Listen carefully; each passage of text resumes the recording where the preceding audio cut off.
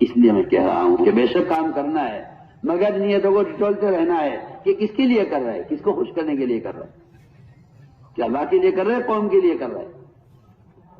جو اللہ کے لیے کرتے ہیں وہ کسی کے ملامت کی پرواہ نہیں کیا کرتے۔ اس لیے میرے دوستو عزیزوں، اس طرح ہمیں اللہ سے اخلاص کو مانگتے رہنا ہے۔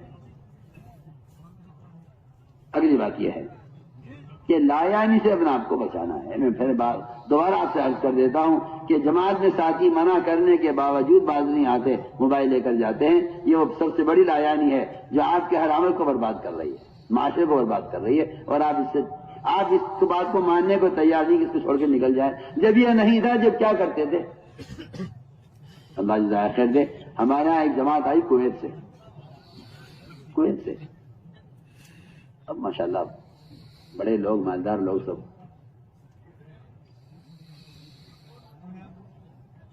انہوں نے آ کر بتلایا کہ جی ہم نے نظام الدین کی ہدایات سنی ہے کہ موبائل صاحب کے رکھنا ہے۔ ہم 8 آدمیوں کی جماعت کویت سے آئے ہیں اور موبائل گھر چھوڑ کر آئے، بڑے بڑے تاجر ان میں، بڑے بڑے مالدار لوگ، اگر ہم سے کہیے گا نہیں تو نہیں صحیح۔ پوری جماعت 4 مہینے ہندوستان میں لگا کر واپس گئی، 4 مہینے کسی کے پاس موبائل نہیں۔ ہمیں تو ہدایت جو دی گئی اس پہ عمل کرنا ہے، ہم تو جانتے ہی نہیں کہ اس کے بعد کیا ہوگا، جو ہوگا دیکھی جائے گی۔ 4 مہینے کے بعد کہتے ہیں کہ ہمارا یہ پہلا خروج ہے جس سے ہمیں فائدہ ہوا ہے، ورنہ اب تک ہمیں معلوم ہوتا ہے کہ ہمارا وقت ضائع ہوا ہے۔ کہتے ہیں اس کا فائدہ ہوا ہے اس سے کہ ہم یکسو ہو گئے بالکل اعمال کی طرف۔ اس لیے میں آپ کو تاکید سے عرض کر رہا ہوں کہ آپ اس کی کوشش کریں، اگر خدا نہ کرے جب آپ سے لے آئے ہو بند کر کے نہیں سکوائے۔ امیر کی ذمہ داری ہے کہ وہ اپنے ساتھیوں کے موبائل کی حفاظت کرے اور ان کو اس کا استعمال نہ کھونے دے، ورنہ میں آپ کو صاف کہہ دیتا ہوں کہ قیامت میں اللہ تعالیٰ امیروں کو پکڑیں گے کہ تم نے کیا کوشش کی تھی ان کو اس منکر سے روکنے کی۔ اللہ جماعتوں کے ذمہ داروں سے قیامت میں سوال ہوگا۔ میں سارے جماعتوں کے ذمہ داروں سے کہہ رہا ہوں کہ جتنے امیر بیٹھے ہوئے جماعتوں کو لے کر چلنے والے، ان سب کی ذمہ داری ہے کہ سب موبائل بند کر کے رکھیں اپنے پاس اور اس کا استعمال نہ کیا جائے۔ ہاں کسی کو کوئی حاجت، کوئی ایسی ضرورت پیش آ جائے، امیر سے اجازت لے لے کہ امیر صاحب یہ مسئلہ تھا ہمارا گھر کا، اگر اجازت ہو تو یہ خبر کر دیں۔ کوئی اگر مجبوری پیش آ جائے تو کوئی حرج نہیں ہے، لیکن بیان کا ٹیپ کرنا یا اس میں تصویروں کا دیکھنا، یہ تو دین کو کھیل بنانا ہے، اور جو آدمی دین کو ہلکا سمجھتا ہے وہ ہدایت حاصل نہیں کر سکتا۔ اس سے اپنے آپ کو ہمیں بچانا ہے۔ یہ ہے لایانی کا نقصان۔ احد کے میدان میں شہید ہوئے صحابی، بڑی سنیے تو صحیح، شہید کا خطرہ زندگی گرتانی سے پہلے مفرط ہو جاتی ہے۔ کیا کیا فضائل ہیں شہید کے، غور کیجیے۔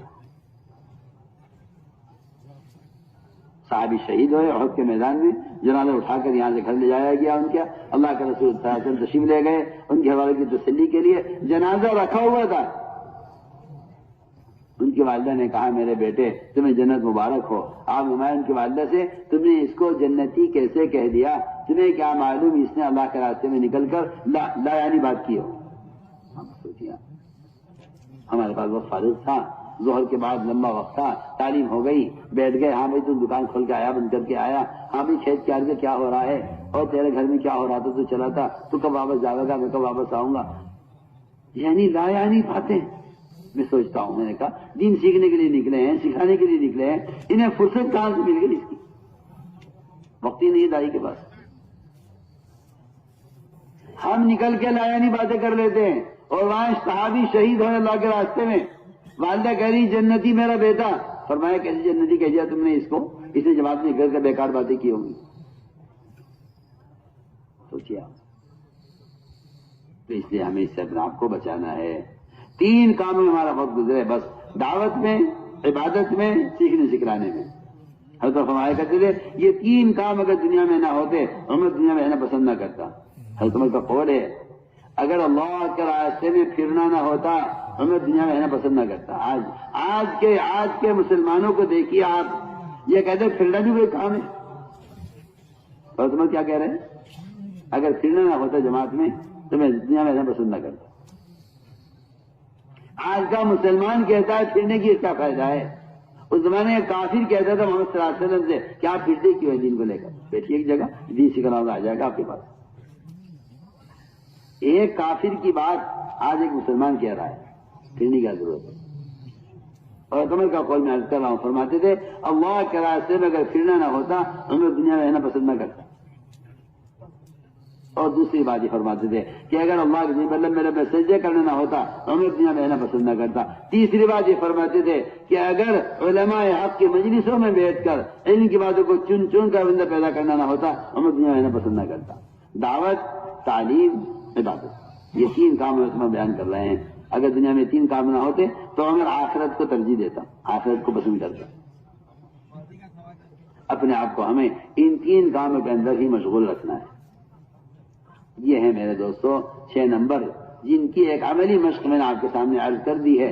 اس کے ساتھ اگر محنت ہے تو پھر اللہ تعالیٰ میں ہدایت بھی دیں گے اور ہم ذریعہ ہدایت کا ذریعہ بھی بنائیں گے، اور ہم اللہ کے راستے سے اللہ کا تعلق پیدا کر کے کچھ سیکھ کر آئیں گے۔ اور اگر معاملہ دوسرا ہے کہ نکلنے کے زمانے وہ کام ہو رہے جو اپنے مقام پر ہوتے تھے، تو جو آدمی اسپتال میں بدتریزی کرے اس کی تو کبھی صحت کی امید نہیں کرنی چاہیے۔ جو اسپتال میں رہ کر بدتریزی کرے، دوا وقت نہ کھائے، تو اس کی تو صحت کی امید نہیں کرنی چاہیے، ایسے ہدایت کی امید بھی نہیں کرنی چاہیے۔ اگر اللہ کے راستے میں نکل کر یہ اصول ہم اپنے سامنے نہ رکھیں اور اپنے آپ کو اس کا پابند نہ کریں، اس طرح ہمیں جماعت میں نکل کر، یہ ہمارے نکلنے کا اصل مقصد ہے۔ اب یہ جماعت اللہ کے راستے میں نکلنے والی ہیں، اپنے امیر ذمہ دار کے ساتھ چلیں اور اطاعت کے ساتھ چلیں۔